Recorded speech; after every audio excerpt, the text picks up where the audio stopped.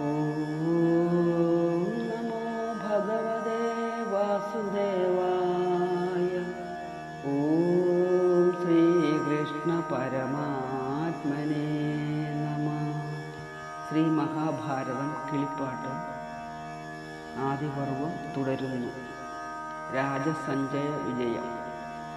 കല്യാണത്തിനു നമ്മെ വരുത്തി കാലത്തൊരു പുല്ലോളം ബഹുമാനിയാത പാഞ്ചാല നൃപൻ വിപ്രനു കന്യാരത്നം കൊടുത്തിടുന്നതാകിൽ വിപ്രനെ വധിക്കേണം എന്നതുമരുതല്ലോ.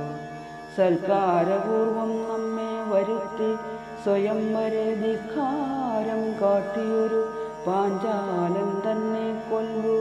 ദൃഷ്ടനാം ദൃഷ്ടത്യമ്നൻ തന്നെയും വധിക്കേണം.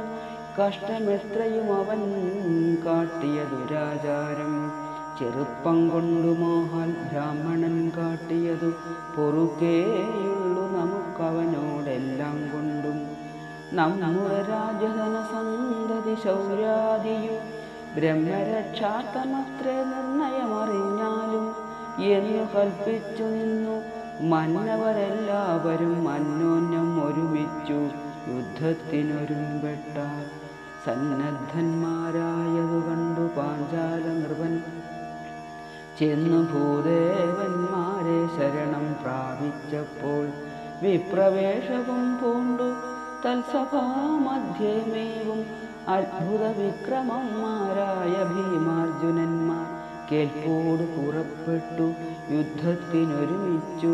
വിഭ്രാന്തന്മാരായ അടുത്തിനാരതു നേരം ഉന്നതമായ വൃക്ഷം കണ്ടു ഭീമനുമതു ചെന്നുടൻ പരിച്ചിലയൂരിയായുധമാക്കി നിന്നതു കണ്ടു കൃഷ്ണൻ രാമനോടരുൾ ചെയ്തു. നിർണയമിതു ഭീമനതിമാനുഷകർമ്മ പിന്നാലെ നിൽക്കുന്നതു ഫൽഗുനൻ തന്നെ നൂനം. ധന്യരാം മാദ്രേയന്മാർ അരികെ നിൽക്കുന്നതു മുക്തന്മാരായ പാണ്ഡുപുത്രന്മാർ മാതാവോടും വ്യക്തം ജാതുഷഗേഹത്തിങ്കൽ നിന്നറിഞ്ഞാലും. ദൈവാനുഗ്രഹമെങ്കിൽ നമ്മുടെ പിതൃഷസ ജീവിച്ചിതാത്മജന്മാരോടുമെന്നാകിലിപ്പോൾ എത്രയും സുഖം വന്നു ചിത്തത്തിങ്കലെങ്കിലിനി യുദ്ധ കൗശലം കണ്ടുകൊള്ളുക നാമെന്നേ വേണ്ടു. രാമകൃഷ്ണന്മാരിത്തം പറഞ്ഞു നിൽക്കുന്നേരം